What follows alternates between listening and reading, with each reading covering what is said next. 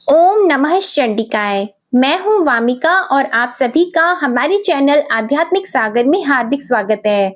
आप सभी को नवरात्रि के छठवें दिन की हार्दिक शुभकामनाएं। नवरात्रि के छठवें दिन श्री दुर्गा सप्तशती के अध्याय 11 का श्रवण किया जाता है।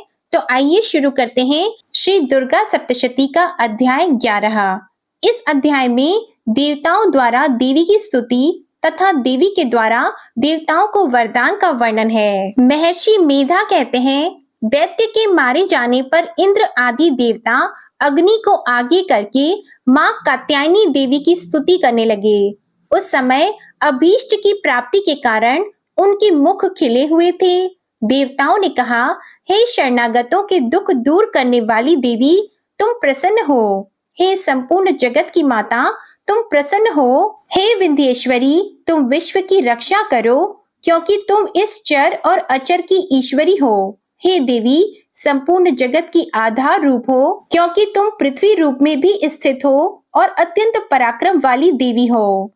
तुम विष्णु की शक्ति हो और विश्व की बीज परम माया हो, और तुमने ही इस संपूर्ण जगत को मोहित कर रखा है।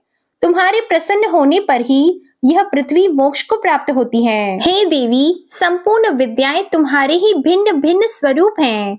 इस जगत में जितनी स्त्रियां हैं, वे सब तुम्हारी ही मूर्तियां हैं।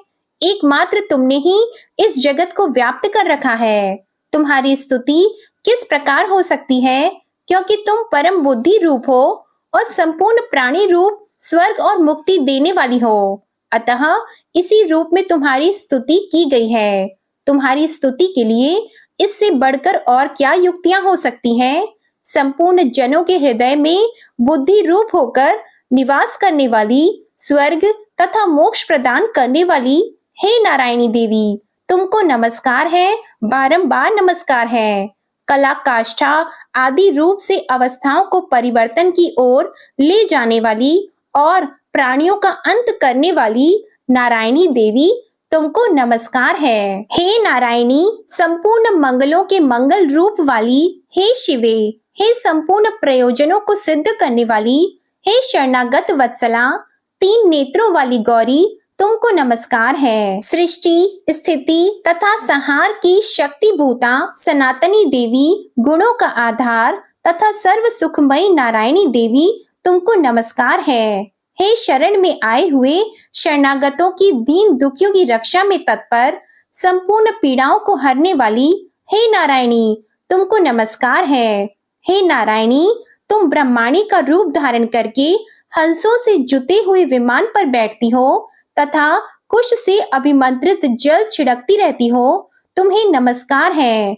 माहेश्वरी रूप से त्रिशूल, चंद्रमा और सर्पों को धारण करने वाली, हे महावृषभ वाहन वाली नारायणी, तुम्हें नमस्कार है। दाढ़ों के कारण विकराल मुख वाली, मुंड माला से विभूषित मुंड मर्दिनी, चामुंडा रूपा नारायणी, तुम्हें नमस्कार है। हे लक्ष्मी, लज्जा, महाविद्या, श्रद्धा, पुष्टि, स्वधा, ध्रुवा, महारात्रि तथा महाविद्या रूपा नारायणी, तुम्हें नमस्कार है। हे मेधा, सरस्वती, सर्वोत्कृष्ट, ऐश्वर्य रूपिणी, पार्वती, महाकाली, नियंता तथा ईश रूपिणी नारायणी, तुम्हें बारंबार नमस्कार है। हे सर्वस्वरूप, सर्वेश्वरी, सर्वशक्ति युक्त देवी, हमारे भय से रक्षा करो, तुम्हें नमस्कार है। हे कात्यायनी, 3 नेत्रों से भूषित यह तेरा सौम्य मुख सब तरह के डरों से हमारी रक्षा करे, तुम्हें नमस्कार है। हे भद्रकाली, ज्वालाओं के समान भयंकर, अति उग्र एवं संपूर्ण असुरों को नष्ट करने वाला तुम्हारा त्रिशूल हमें भय से बचाए, तुम्हें नमस्कार है। हे देवी, जो अपने शब्द से इस जगत को पूरित करके दैत्यों के तेज को नष्ट करता है, वह आपका घंटा इस प्रकार हमारी रक्षा करे, जैसे कि माता अपने पुत्रों की रक्षा करती है। हे चंडिके, असुरों के रक्त और चर्बी से चर्चित जो आपकी तलवार है, वह हमारा मंगल करे, हम तुमको नमस्कार करते हैं। हे देवी, तुम जब प्रसन्न होती हो तो संपूर्ण रोगों को नष्ट कर देती हो, और जब रुष्ट हो जाती हो तो संपूर्ण वांछित कामनाओं को नष्ट कर देती हो। और जो मनुष्य तुम्हारी शरण में जाते हैं उन पर कभी विपत्ति नहीं आती, बल्कि तुम्हारी शरण में गए हुए मनुष्य दूसरों को आश्रय देने योग्य हो जाते हैं। अनेक रूपों से बहुत प्रकार की मूर्तियों को धारण करके इन धर्मद्रोही असुरों का तुमने संहार किया है। वह तुम्हारे सिवा कौन कर सकता था? चतुर्दश विद्याएं, षट शास्त्र और चारों वेद तुम्हारे ही प्रकाश से प्रकाशित हैं। उनमें तुम्हारा ही वर्णन है।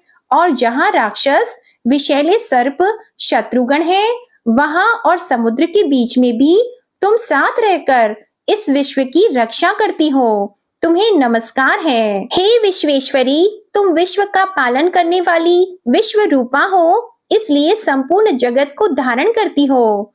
इसलिए ब्रह्मा, विष्णु, महेश की भी वंदनीय हो। जो भक्ति पूर्वक तुमको नमस्कार करते हैं वह विश्व को आश्रय देने वाले बन जाते हैं। हे देवी, तुम प्रसन्न हो और असुरों को मारकर जिस प्रकार हमारी रक्षा की है, ऐसे ही हमारे शत्रुओं से सदा हमारी रक्षा करती रहो। संपूर्ण जगत के पाप नष्ट कर दो और पापों तथा उनके फल स्वरूप होने वाली महामारी आदि बड़े बड़े उपद्रवों को शीघ्र ही दूर कर दो। विश्व की पीड़ा को हरने वाली देवी, शरण में पड़े हुओं पर प्रसन्न हो। त्रिलोक निवासियों की पूजनीय परमेश्वरी, हम लोगों को वरदान दो। देवी ने कहा, हे देवताओं, मैं तुमको वर देने को तैयार हूँ। आपकी जैसी इच्छा हो वैसा वर मांग लो, मैं तुमको दूंगी। देवताओं ने कहा, हे सर्वेश्वरी, त्रिलोकी के निवासियों की समस्त पीड़ाओं को तुम इसी प्रकार हरती रहो और हमारे शत्रुओं को इसी प्रकार नष्ट करती रहो। देवी ने कहा, वैवस्वत मनवंतर के 28वें युग में 2 और महाअसुर शुंभ और निशुंभ उत्पन्न होंगे।